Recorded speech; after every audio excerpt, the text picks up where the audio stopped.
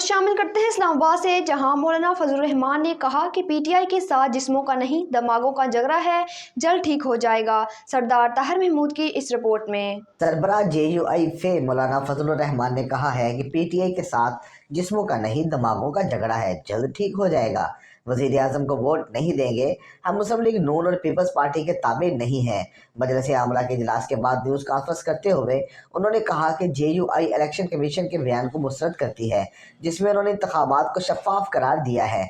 Parliament अपनी अहमियत खो बैठा और जमहूरियत अपना मुकदमा हार रहा है। लगता है फैसले ऐवान में नहीं मैदान में होंगे। JUI पार्लिमानी किरदार अदा करेगी, ताहम असम्बलियों में शिरकत तहफ़्फ़ुज़ात के साथ होगी। मौजूदा इंतखाबात ने 2018 के नताइज का भी रिकॉर्ड तोड़ डाला है। JUI ने हुकूमत का हिस्सा न बनने और अपोजिशन में बैठने का ऐलान कर दिया है। नवाज शरीफ को भी अपोजिशन में बैठने की दावत देते हैं। मरकज़ी मजलिस आमला ने मजलिस अमूमी को सिफारिश की है कि JUI पार्लिमानी सियासत से दस्तबरदार हो और चारों सूबों के इजलास बुलाए जाएँ, ताकि सूबों को भी एतमाद में लिया जा सके। उन्होंने कहा कि अगर एस्टेब्लिशमेंट समझती है कि इंतखाबात शफाफ हुए हैं, तो फिर 9 मई का बयानिया दफन हो गया है।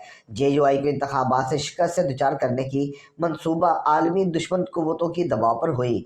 इसराइल की रियासती दहशतगर्दी के खिलाफ हमास की बात करना हमारा जुर्म है। JUI एक नजरियाती कुव्वत है, हम किसी समझौते या मसलहत का शिकार नहीं होंगे, हम तहरीक चलाएंगे। मौलाना फजलुर रहमान ने कहा कि PTI के साथ हमारे इख्तलाफात रहे हैं, पोशीदा नहीं है। ऐवान तो सबका होता है। PTI के साथ हमारा जिस्मों का नहीं दिमागों का झगड़ा है, जल्द ठीक हो जाएगा। मुस्लिम लीग नून का वो उम्मीदवार जो पख्तूनख्वा मिली पार्टी के मुकाबले में दस्तबरदार हो चुका है, वो घर में सोया हुआ था। उसको कहा गया कि आप जीत चुके हैं, हम मुस्लिम लीग नून और पीपल्स पार्टी के ताबे नहीं। हम अगर पार्लियामेंट में जाएंगे तो अपनी हैसियत में जाएंगे। मजलिस आमला ने फैसलों पर नजरसानी की कोई गुंजाइश नहीं रखी।